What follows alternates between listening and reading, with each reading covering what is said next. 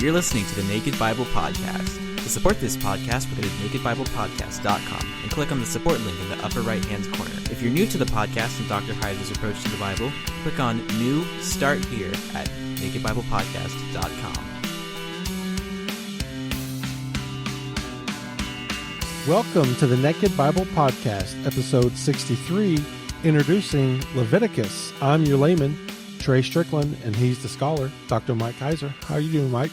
Very good. Good to be back with you, Trey. Yeah, it's good. Well, this is it, Leviticus. Oh, yeah. The moment everyone's been waiting for. Everybody's lining up. No, I mean, yeah. The third book of Moses. I mean, let's do this. Why wouldn't everybody be lining up for Leviticus? That's true. Well, what I want to do today is sort of give people, again, a basic introduction. So we're calling this Introducing Leviticus, and I want to hit two things. That is the flow of the book, flow of the contents, and then some of the important concepts that we're going to run into, with considerable recurrence. And I think even this will be interesting. I think there will be some surprising elements in here, but I want to sort of prep people for what they're going to encounter in Leviticus, because I can't really even assume people have read it. And if they have, maybe read through it at least once, there are some orienting concepts that are going to become really important. Like I said, that'll come up over and over and over again that might sound different than what you may have heard in church. Perish the thought that someone would actually have gone to a church service and heard a sermon on Leviticus. Again, I can't really assume that, but if it's happened, chances are, what was said is not really, pardon the pun, kosher with the way, again, an Israelite would have parsed the contents of Leviticus. So that, just like Naked Bible on the blog, that's our purpose here. What did this book mean in the context of the ancient Near East, the context of the ancient world, the context that produced the thing, as opposed to how we would read it today? Because chances are, if you've heard anything about Leviticus, you've heard something like, "Oh, it's all about Jesus," or this is the book designed to direct us to Jesus. That's not the case. An Israelite reading through the book of Leviticus would not have been thinking Messiah every time they turned a page. They would have thought something about Messiah perhaps in places, but by and large, this is not what they're thinking. So right away, we have a bit of a disconnect. But let's just jump in here with the flow of the contents. The first 7 chapters, the book's only 27 chapters. The first 7 chapters, Leviticus goes through the types of sacrifices. So in the first 3 chapters, we're going to hit the burnt offering, the grain offering, and the peace offering. Now, the burnt offering and the grain offering are 2 types of sacrifices that are actually classified as most sacred. And what that means is not these are, you didn't do this and become more holy than if you did something else. That thinking really pertains to the fact that only priests could partake of the sacrifice, and they were only performed in sacred areas of the sanctuary. So right away, here's a bit of a disconnect, that sacrifices need to be understood in light of who does them and where they're done. Those are 2 aspects that, again, are often neglected. And also, we'll eventually see as we go through the book where the blood is applied and where it isn't applied. So all these sorts of things are going to be important for parsing why are they doing what they're doing and what are they thinking when they're doing it. Now, the third sacrifice in chapters 1 to 3 is the peace offering. The peace offering was essentially a sacred meal.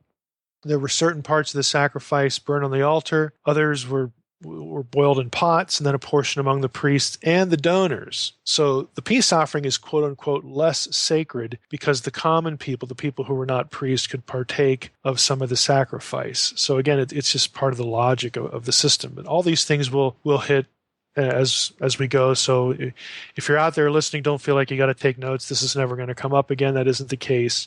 I just want to give you a bit of an overview. Now, these 3 sacrifices, burnt, grain, and peace offering, were performed separately. You could just do one on its own, or in combinations with various celebrations and occasions for worship, either publicly or privately. So they're really about, worship. And again, the question is who's doing it, where are they doing it, who partakes of it, that sort of thing. The next 2 chapters, here's where you get the sin offering and what we call the guilt offering. By the way, as we go through, I'm going to start using other terminology when we actually hit chapters for some of the sacrifices, because terms like sin offering and guilt offering are kind of misleading. They how can I say this? They sort of predispose us to think about the sacrifice in a way that an Israelite would not have thought about it. Let me just give you an example. Both the sin offering and the guilt offering were necessitated by unintentional offenses against God, committed by individuals or their families, by the community or its leaders, whatever. And they are not about sort of moral absolution. A lot of the big sins, at least anyway, that we think of, murder, adultery, and whatnot, they could not be atoned for by any sacrifice. The blood of no sacrifice in the Old Testament is ever applied to the sinner. And that again, that's a conceptual disconnect that is often startling if you hear that, you think, well, how can that be like a symbol of what Jesus did? Because the blood of Jesus is applied to us and we're forgiven. Well, there are connections, don't get me wrong, but that is not one of them. You don't have blood applied to the one who brings the offering. On the rare occasion when blood is applied to a person, it's typically the priest, okay? And most often it's some part of the sanctuary, because a lot of the sacrifices are really about purging the sanctuary or purging the holy place or purging the priest or whatever, so that there's no ritual pollution, not moral pollution, but ritual pollution brought into sacred space, the place where God's presence is. It really has nothing to do with sort of an offering for sin like we think of Jesus. And again, it's just a fundamental disconnect and something that we're going to have to deal with on a case-by-case basis as we go through Leviticus. But they have their own logic. The system has its own logic.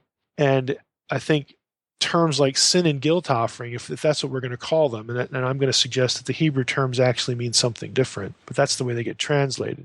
But if this is the way we think about them, then we're never really going to get close to what the system actually did or what the system was actually thought to do. We're going to be parsing this material through the event on the cross or through something else in the New Testament. And again, I'm not saying there aren't connection points. There are, and we'll hit those. What I am saying is that the New Testament cannot be a filter for this, just like it shouldn't be a filter for anything else in the Old Testament. We need to take it on its own terms if we're going to understand it. Now, chapter 6 and 7 are regulations about the distribution of various sacrifices to priests and donors. So that sort of builds on the first 5 chapters. The first 5 chapters discuss these 5 kinds of sacrifices, and then 6 and 7 you get more rules.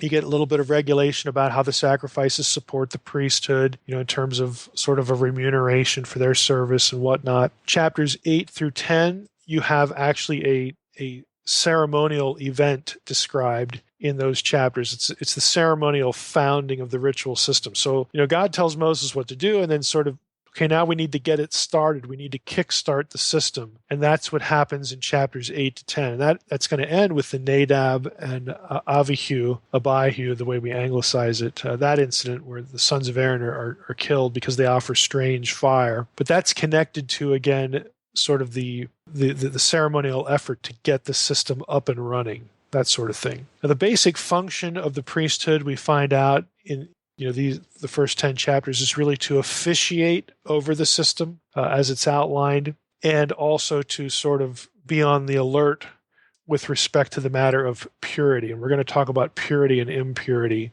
a little later on after we work through the outline. So we're up to chapter 10, chapters 11 through 16. These are the chapters that people often think of when they think of Leviticus.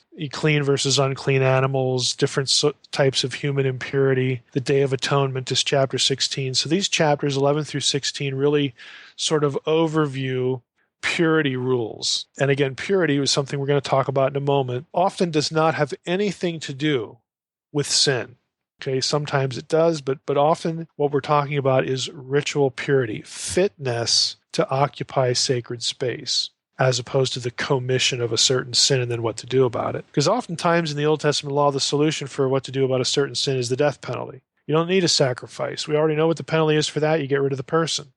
So again, there's just a fundamental disconnect with what we think of as solutions for sin and what you're going to see in the book of Leviticus. Chapters 17 through 27, then the rest of the book, these last 10, 11 chapters here, are what scholars call the holiness code. Now, the holiness code really constitutes a statement, an amplification in some senses of the law. It is, in effect, the priestly articulation, or there's sort of the, how can I say this, the priestly involvement, priestly pronouncement of God's will, defines what the God of Israel requires for the people of Israel, and how the priests are supposed to oversee that in terms of how God is to be worshipped. So you get chapter 17, you have a discussion on what proper worship is, where you're supposed to present your sacrifices, what's a legitimate sacrifice, that sort of thing, what to do with the blood. So it's a procedural kind of chapter. You get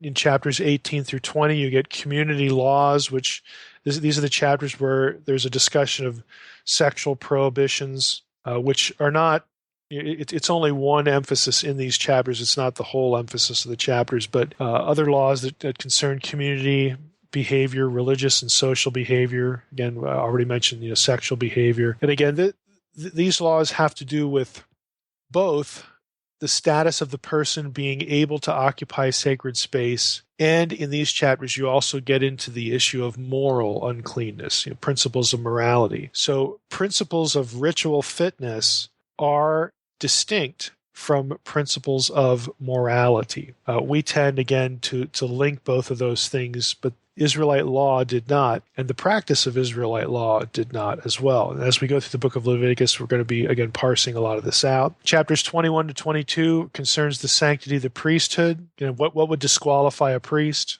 What are the criteria for suitability to be a priest? That sort of thing. Chapter 23 is the sacred calendar. So that's where we see spelled out what the religious calendar of Israel is, what you do at certain times, what the celebrations are, how they're to be conducted, those sorts of things. Chapter 24, you get more sanctuary procedure, and you get comments about blasphemy. Again, it helps us understand the concept of blasphemy, but specifically in this chapter, you get discussion of the eternal light and the bread that is to be displayed inside the sanctuary. And then we get an incident related where, again, the sacred space was blasphemed and what the punishment was. So we're still dealing, again, largely with procedures for taking care of the sanctuary, taking care of sacred space, and when sacred space is violated, what happens? That's chapter 24. Chapter 25 is sort of an economic chapter. It deals with how the nation should treat its members in terms of economic viability. There's a whole system in Leviticus set up so that widespread poverty should not be present in the land. Again, this is something that the priests are supposed to oversee. You get the law of Jubilee in here, that sort of thing.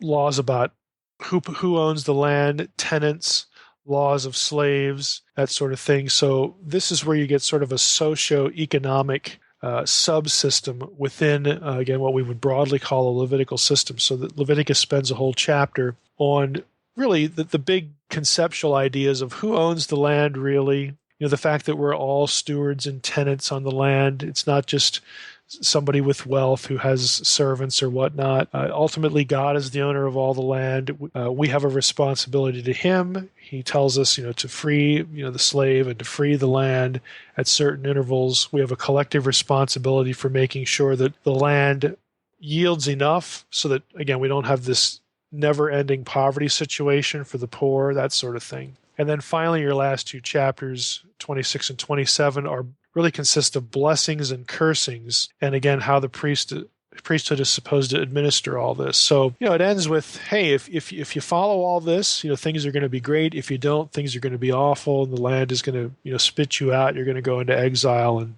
things are just going to be terrible. And, we can look back and read that and know what happened with the exile and whatnot. And so some of that is sort of spelled out, foretold, envisioned, that kind of thing in these two chapters.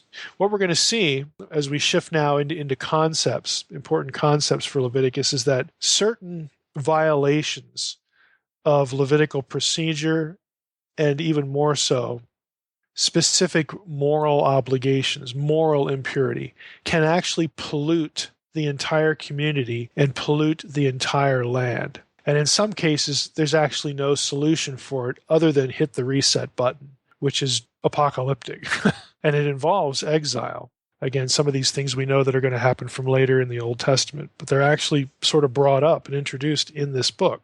So by way of concepts, let's start with sacred space. This is the idea that there is holy ground and there is unholy ground. And when I say unholy ground, I'm referring to ground that is not set aside for the occupation of Yahweh's presence. It's mundane, it's profane in the sense that it's normal. Sacred space is special. It is designed and really has to be prepared, and once prepared is only for the presence of Yahweh and those who he permits to have or share that access, and even those people have to be ritually prepared to enter that space. So there's a very clear concept in Leviticus of sacred space, holy versus unholy, holy versus profane, or normal or mundane ground. Now, I'm going to read you a fairly lengthy segment from Jacob Milgram, who's a Jewish scholar and scholar of Judaic studies and also Jewish ritual. I'm going to read you a lengthy portion of his commentary about Leviticus, and I'm going to disagree with it at a number of points, and I'll tell you where and why. But his description, I think, is really well put and applies very well to protecting holy ground from violation. Again, just some of the logic to it. So here's Milgram from his Continental Commentary on Leviticus. This is pages 8 and 9, or at least it'll cover pages 8 and 9. I'll break this up into a few segments, but quote for Milgram, the basic premises of pagan religion are, number one, that its deities are themselves dependent on and influenced by a meta-divine realm. And number two, that this realm spawns a multitude of malevolent and benevolent entities. And third, that if humans can tap into this realm, they can acquire the magical power to coerce the gods to do their will. The eminent Assyriologist W.G. Lambert has stated, quote, the impression is gained that everyday religion in Mesopotamia was dominated by fear of evil powers and black magic rather than a positive worship of the gods. The world was conceived to be full of evil demons who might cause trouble in any sphere of life. If they had attacked, the right ritual could effect a cure. Humans, as well as devils or demons, might work evil against a person by the black arts, and here too the appropriate ritual was required. Unquote from Lambert. Continuing with Milgram, Milgram writes, the priestly theology of Leviticus negates these premises. It posits the existence of one supreme God who contends neither with a higher realm nor with competing peers. I'm going to disagree with Milgram there in a moment. The world of demons is abolished. There is no struggle with autonomous foes because there are none. With the demise of the demons, only one creature remains with demonic power, and that is the human being. Endowed with free will, human power is greater than any attributed to humans by pagan society. Not only can one defy God, not only can a human defy God, but in priestly imagery, one can drive God out of his sanctuary through violation. In this respect, humans have replaced demons, unquote. Now, I'm going to disagree with that because it's flawed reasoning. Milgram ignores the book of Deuteronomy. I can't put it any other way. Scholars who, of course, would have done a lot of work in Deuteronomy would look at that statement by Milgram and go, well, that's crazy talk because of Deuteronomy 32 and lots of other stuff in Deuteronomy. While it's true that Levitical theology doesn't have people tapping into the divine realm by means of lesser divinities, in other words, the humans don't use lesser divine beings to tap into this realm to create spells to go get somebody like a Mesopotamian would think. Well, that's true.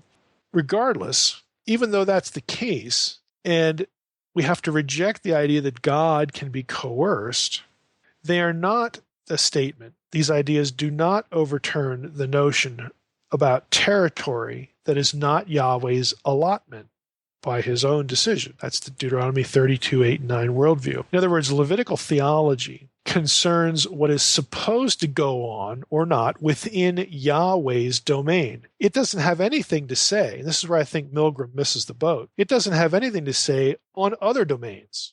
The other nations that are put under the authority of the sons of God. Leviticus has nothing to say about that. So Milgram is sort of myopic here. He's focused only on the Levitical ritual system as it pertains to Israel. Well, yeah, in Israel, in Yahweh's sacred space, you don't have these intermediate demons and all this other stuff. That talk is reserved for the nations outside Israel, and that's what Milgram is missing in those two paragraphs that I read. The rationale, which is quite oppositional to Mesopotamian thinking, which is truly polytheistic, is still sort of telling. Israelite thinking about sacred space is not a mere adoption of somebody else's concept.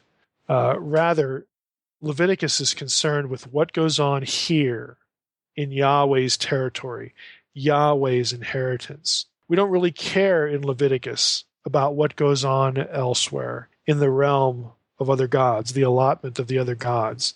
That alone is sort of a theological statement in and of itself, because Levitical thinking about sacred space doesn't imitate Mesopotamia. The priesthood doesn't relate to the God of Israel through intermediate demonic figures.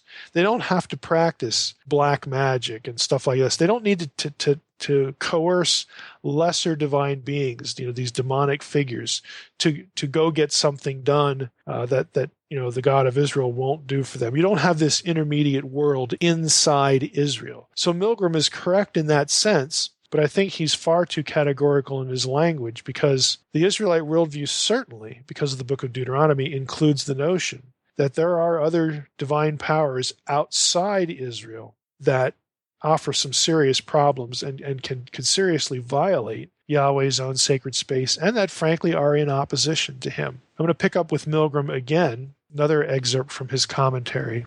Milgram writes, "The pagans secured the perpetual aid of a benevolent deity by building him or her a temple residence in which the deity was housed and fed and worshipped in exchange for protective care. Above all, the temple had to be inoculated by apotropaic rites, that is, utilizing magic drawn from the divine realm, against incursions by malevolent forces from the supernal and infernal worlds. The priestly theologians, in other words, the people who produce Leviticus, in his view, make use of the same imagery, except that the demons are replaced by humans." Again, I would say to Milgram, this is me breaking in here now, I would say to Milgram, that's because Leviticus is only concerned with what goes on in Yahweh's domain, not other domains. But anyway, Milgram writes, "Humans can drive God out of the sanctuary by polluting it with their moral and ritual sins. All that the priest can do is periodically purge the sanctuary of its impurities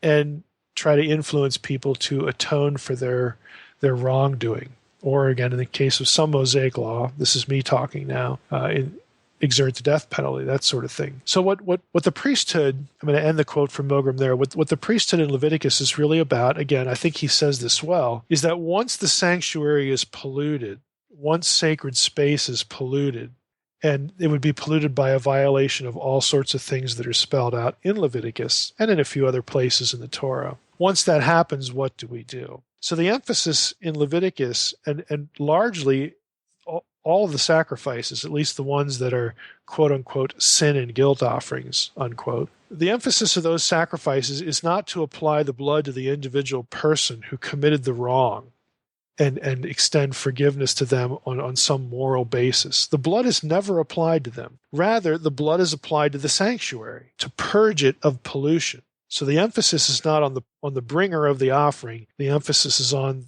the sacred space, purifying it, making it fit for Yahweh's presence again after it has been violated. Again, it's just a fundamental idea that's going to come up again and again and again as we go through Leviticus. That's going to sound quite different than what you may have heard about with respect to sacrifices elsewhere. Okay, back to Milgram. He says here, this thoroughgoing evisceration of the demonic, again, I would put it this way, a thoroughgoing neglect or apathy toward the demonic, because we're talking about Yahweh's domain, not other domains. But back to Milgram, this thoroughgoing evisceration of the demonic also transformed the concept of impurity. In Israel, impurity was harmless. It retained potency only with regard to the sanctuary or holy objects, the sanctums. Laypersons, but not priests, might contract impurity with impunity. They must not, however, delay their purificatory rites lest their impurity affect the sanctuary. That was the real concern. Again, infecting holy ground, you're going to see, is the fundamental concern with the system in Leviticus. The retention of, this is back to Milgram, the retention of impurity's dynamic power in regard to sanctums served a theological function. The sanctuary symbolized the presence of God. Impurity represented the wrongdoing of persons. If persons unremittingly polluted the sanctuary, they forced God out of his sanctuary, at least in theory, and out of their lives, unquote. Again, I like the way he puts certain things there. It's good data, but again, it's flawed thinking when it comes to the bigger picture. The Old Testament is quite clear that worship of other deities, idolatry, polluted the land, and in so doing, polluted Yahweh's territory. So again, for that to be valid, we have to acknowledge and recognize with books like Deuteronomy and, of course, lots of other places that there are other gods out there, and they are hostile. They are in opposition to Yahweh, and they must not be worshipped. If they are, by definition, this is both a moral and a potentially ritual violation of not only the sanctuary, but the entire land. And that's an important idea. In other words, Israelites wouldn't have concluded that there were such things as hostile gods, and so those gods couldn't really profane anything because, again, we have these other books.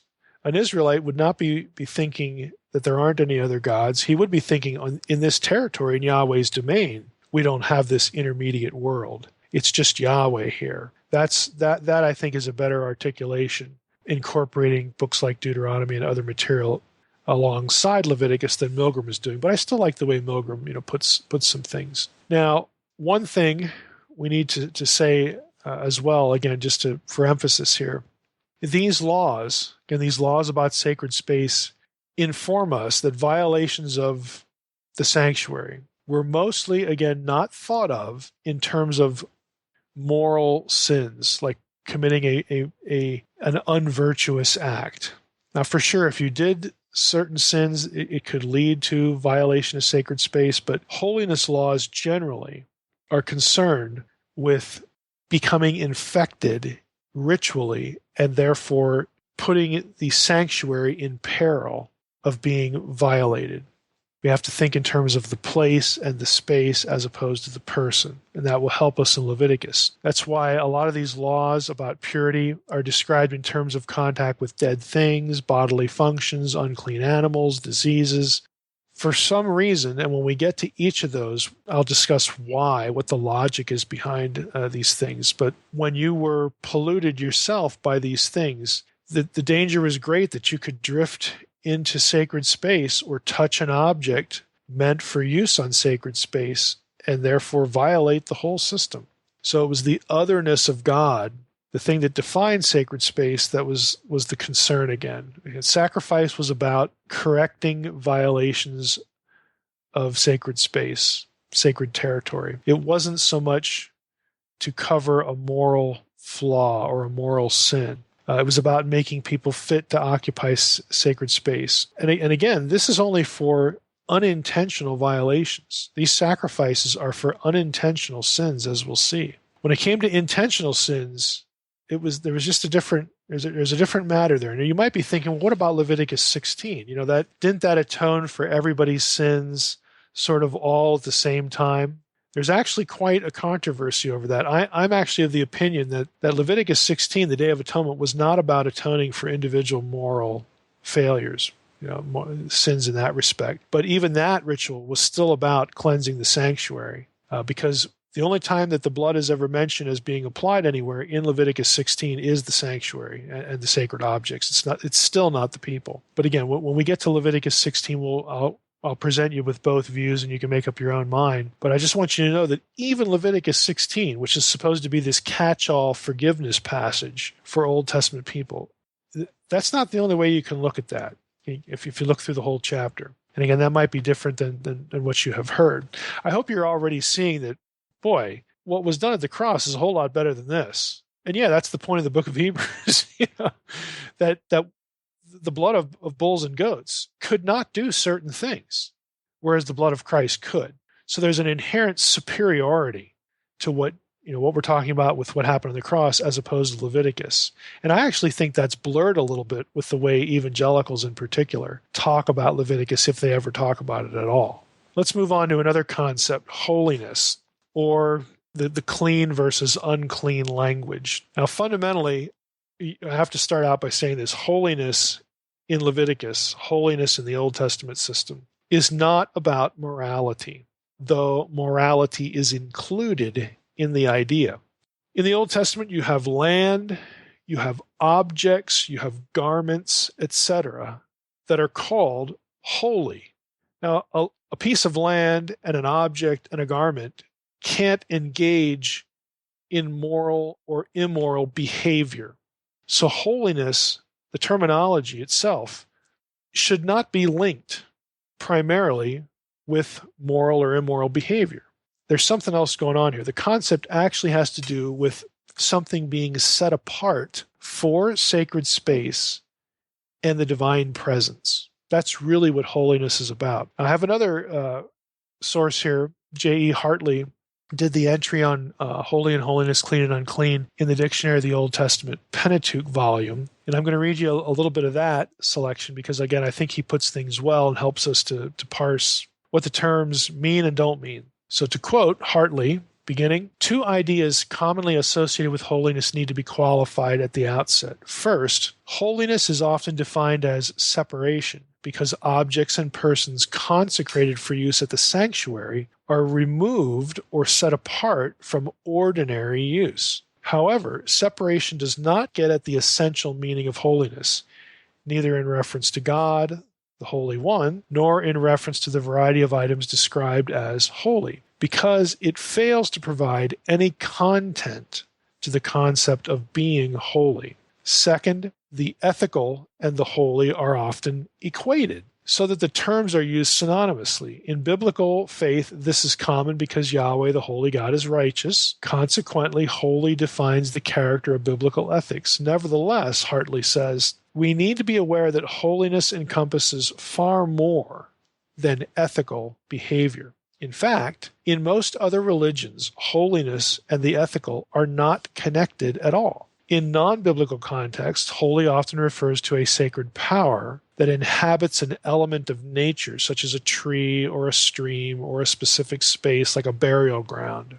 These sacred objects or places, being closely related to the spirit world, have numinous qualities. In the polytheistic religions of Israel's neighbors, only some of the gods possessed holy power, albeit imperfectly. Holiness is a spiritual force often stood over against the various gods of a pantheon. Now, rules, Hartley continues, on ritual purity were not designated or designed either to separate the Israelites from dealing with foreigners or to set up classes within Israelite society, as was often the case in other cultures. This claim is supported by the fact that most causes of uncleanness come from a person's body.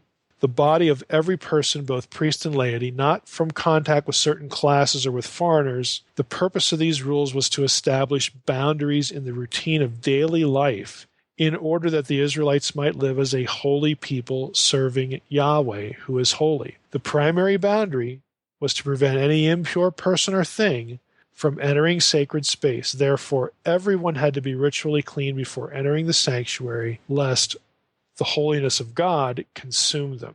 Now, to summarize all that, it's the end of the Hartley quote. To summarize all that, I hope you're seeing some major points. Holiness, it's not adequate to define holiness as separation, because just the fact that a thing is removed from ordinary use doesn't really assign any quality to it. It doesn't really provide any rationale to the thing that's separated. It might be a cup, might be a plate, might be a garment, okay, might be some other ritual object. The fact that it's not used by people tells us that it's special, it's removed, it's quote unquote holy, but it doesn't really provide any basis for understanding what holiness means.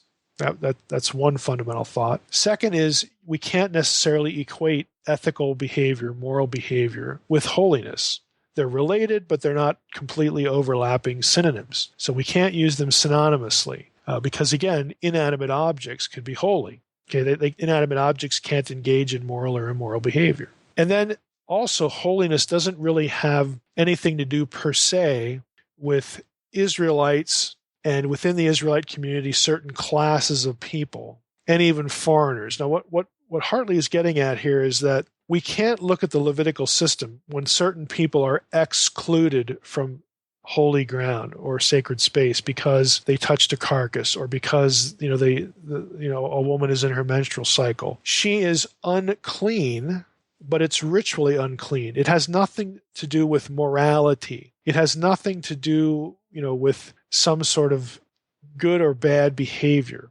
She is unclean because of the flow of blood, and she is unclean in a ritual sense where she, for some reason, again, we'll explore the logic of it later, she's not allowed on sacred space. She's no farther away, though, in a moral sense from God than someone who can step onto holy ground. Okay, ritual impurity has nothing to do with someone's walk with God or their spiritual life. Now, it could, let's say that someone says, well, I don't care if I'm ritually impure and I'm not going through any of the procedures, and I'm just going to go violate these stupid laws as many times as I can during a day. Well, that becomes a hard-heartedness issue. But just the incident of becoming unclean, according to Levitical law, has no necessary connection with a person being quote-unquote right with God, in terms of their spiritual life or their love for God. Again, we have to be able to make these distinctions when we talk about Leviticus and we talk about the whole Old Testament system that we often put together and conflate in evangelical talk about the sacrifices. We tend to view this stuff through the lens of the New Testament, through devotional stuff, through preaching talk, about walking with God and being close to God. Oh, she couldn't be close to God because she had your menstrual cycle. So in the Old Testament, there was something wrong with. No, there's nothing wrong with her. Okay, the issue with her is that because of this bodily function, which is entirely normal, she is not fit for sacred space, and that has to be taken care of. It has nothing. It's no commentary on that woman's love for God or God's love for her.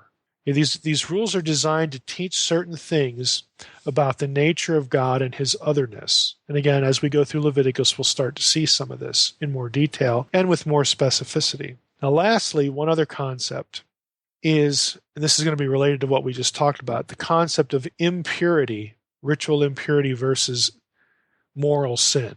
We need to say something about that. Essentially, what you have in the Levitical system, and I'm relying here on the work of Jonathan Clowens, or it's probably better to say I think his work makes the most sense of the material I've read on ritual systems in Leviticus. There are essentially two types of impurity in the Old Testament system. One is ritual impurity, the other is moral impurity. Let's talk about some of the differences, and I think, again, you're not going to remember all these things, but they're going to come up again as we go through the book.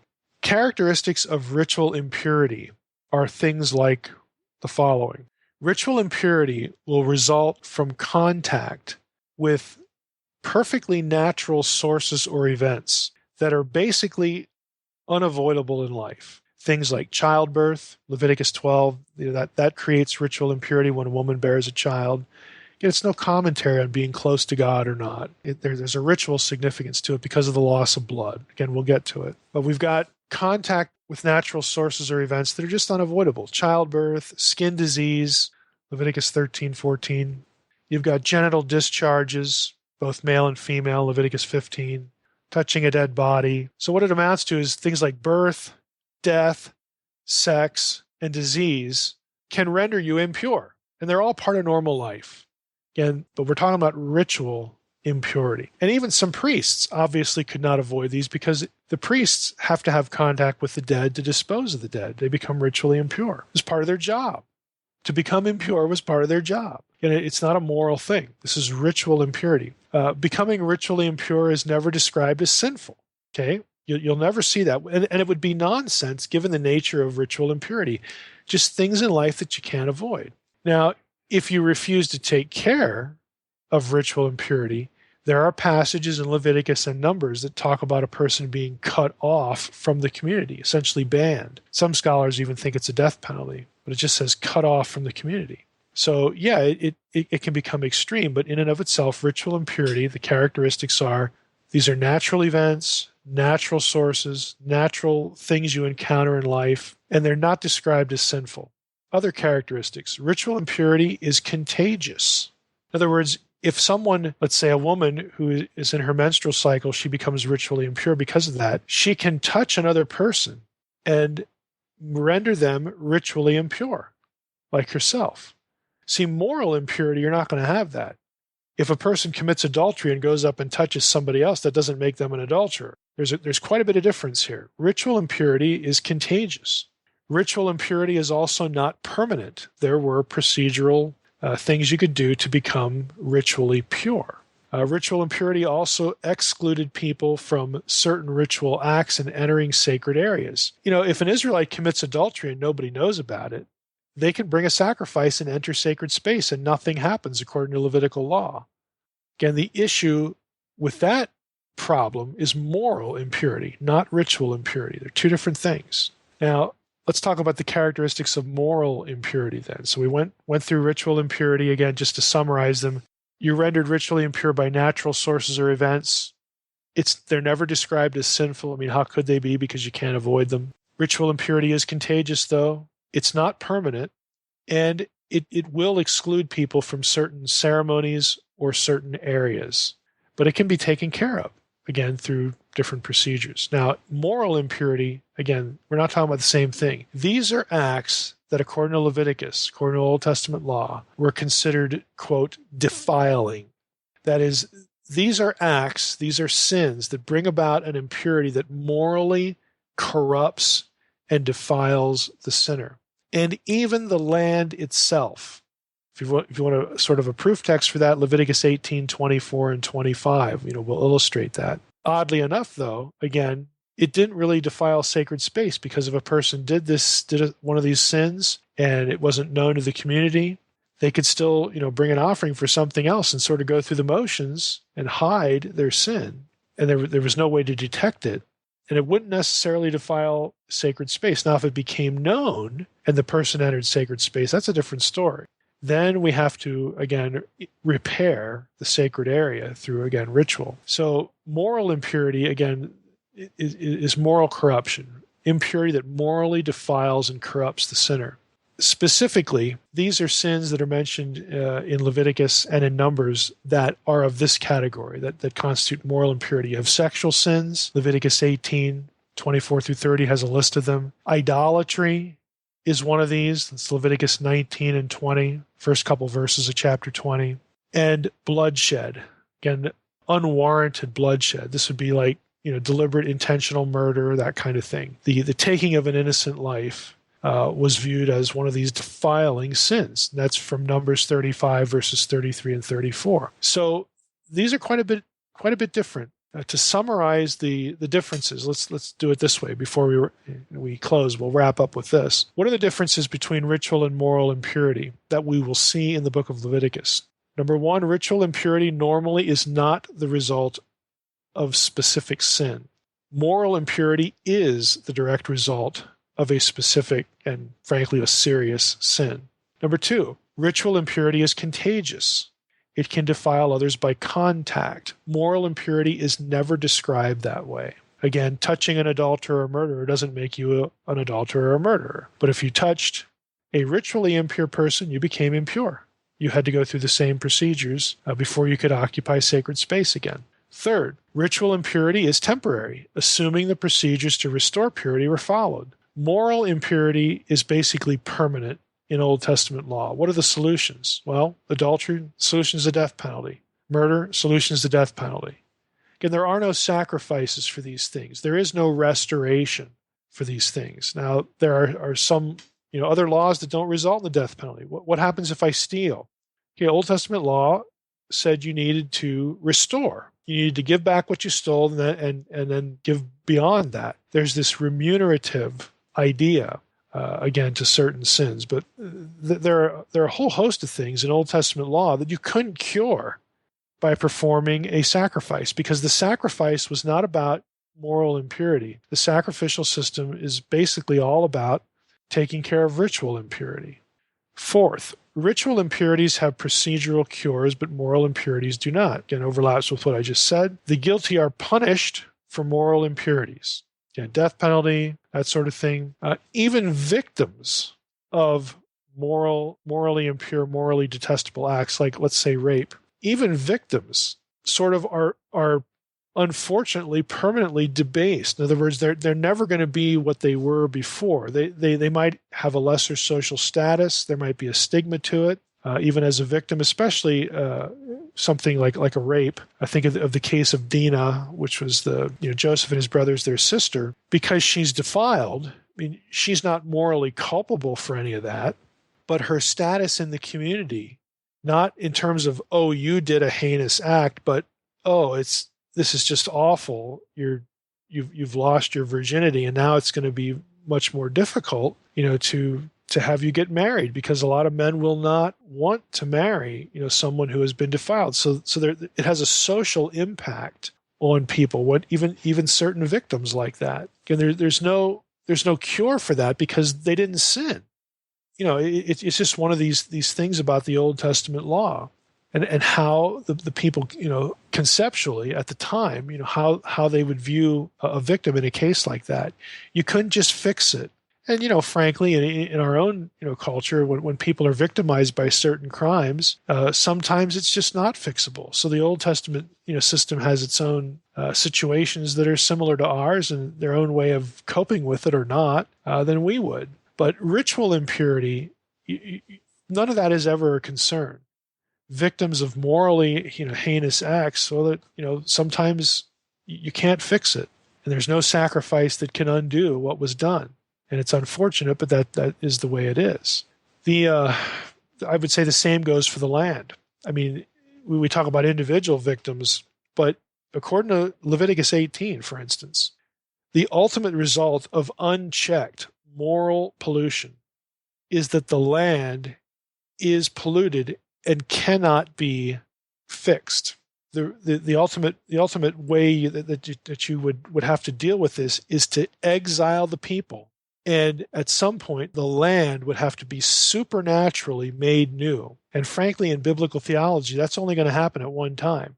That's at the eschaton, the day of the Lord. I mean, there are certain sins that, again, if left unchecked, were so serious that Leviticus says, well, what happens here is that God will just have to drive the people out. And the land is just polluted. And it has to be made new by God himself. And again, that's eschatological language. You don't just reverse that. So again, it was a serious thing. Lastly, again, we're talking about differences between ritual and moral impurity. Even the vocabulary is different.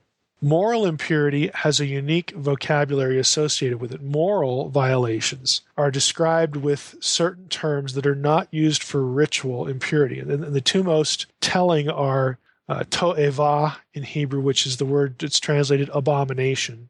You will never see a ritual impurity situation ever described as an abomination. That language is reserved for moral impurity. And the other term is kanaf, which is the verb for to pollute. That verb is not used of ritual impure situations, but moral impurity, you will see that term used. Again, even the vocabulary is distinct. So as we go through Leviticus, again, I've just overviewed a few of the key concepts. There are other things that we're going to hit, but a lot of the book is about, is really decipherable only if you keep in mind the differences between ritual impurity, moral impurity, and if you start to get a grasp of ideas like sacred space, ground, reserved, for the divine presence, and any others that only he could permit on it. And then the whole idea of clean and unclean, or holy and unclean, really, in large part, again, there's an overlap here because that terminology will be used of ritual violations and moral violations, but those two are not the same thing.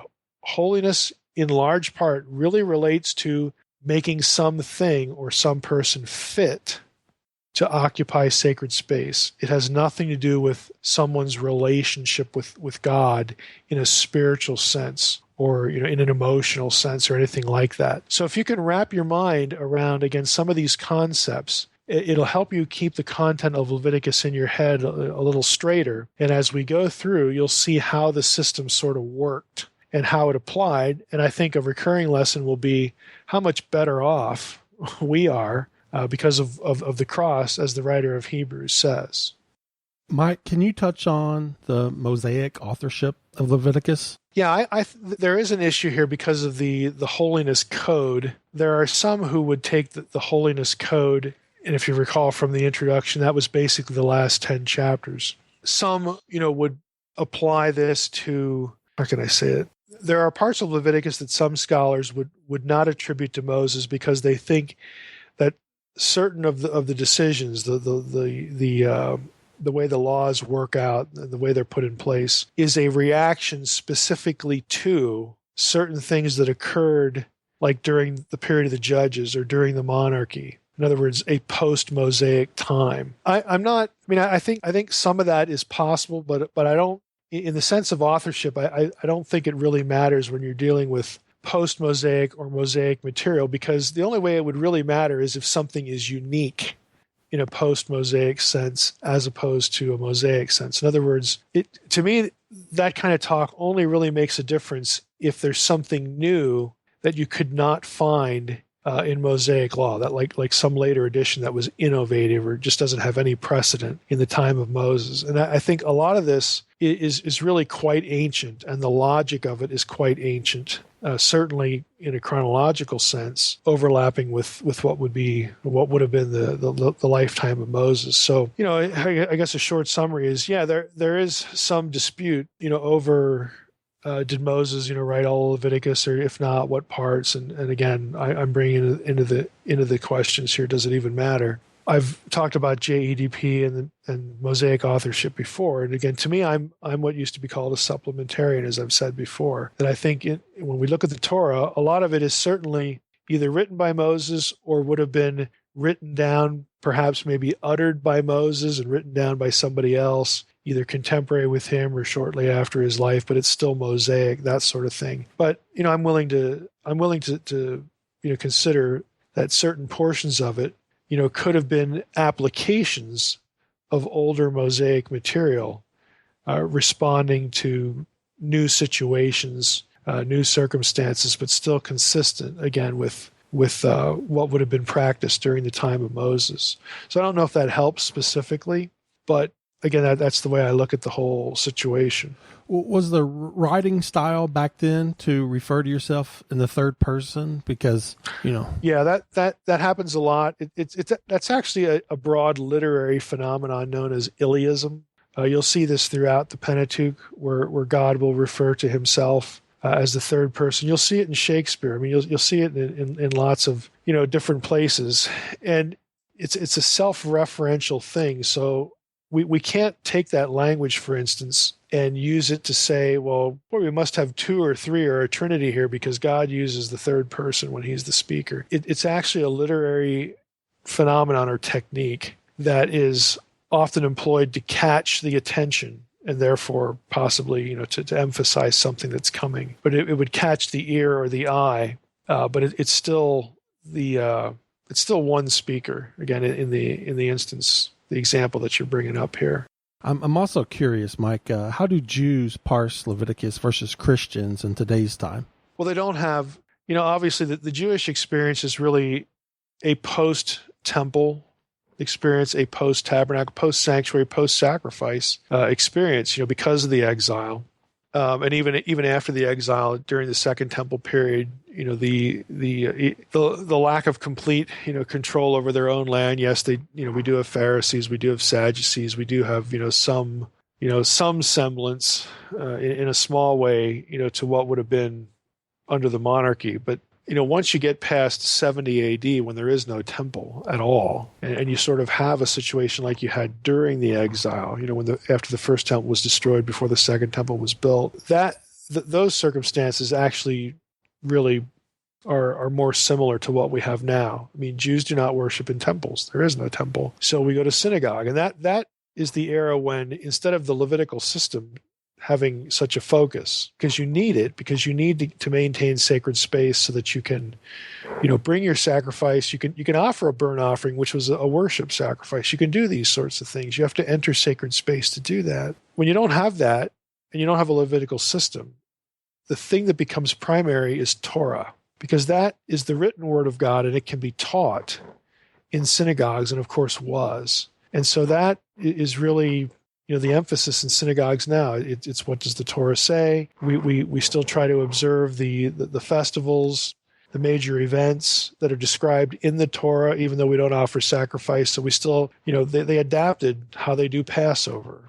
They would adapt, other holidays, Sukkot, so that there's still an effort to observe these things, but it's really done in the absence of a system, that involves, sacrifices and whatnot. Okay, well, good deal. That's And they added some too. Hanukkah. That's not a biblical festival. I mean, if you embrace the Alexandrian canon and you have the books of Maccabees in there, then you could say, well, Hanukkah is just as it belongs in the ritual inspired calendar, just like anything else does, because of the book of Maccabees and what happened during those events. Okay, but even if you don't, Jews are still going to celebrate that. all righty. Well, good deal. Well, looking forward to that next week. Which chapters, Mike, are we going to be jumping into? We're just going to hit we'll hit chapter 1. I mean, I'm going to try, because the sacrifices tend to be a little complicated. I think we're probably going to be well advised to take a chapter at a time. I don't know. I might get into it. Might read through and think maybe we can add one, but chapters 1 through 3, 1 through 5, each chapter is devoted to a sacrifice. So my intention at this point is to hit them one at a time, but definitely 4 and 5, sin offering and guilt offering, could be considered together, but I could think of good reasons to keep them apart too. And I think one apiece is probably what we'll end up doing. Okay, sounds good. I want to thank everybody for listening to the Naked Bible Podcast. God bless. Thanks for listening to the Naked Bible Podcast. To support this podcast, visit www.nakedbibleblog.com. To learn more about Dr. Heiser's other websites and blogs, go to www.drmsh.com.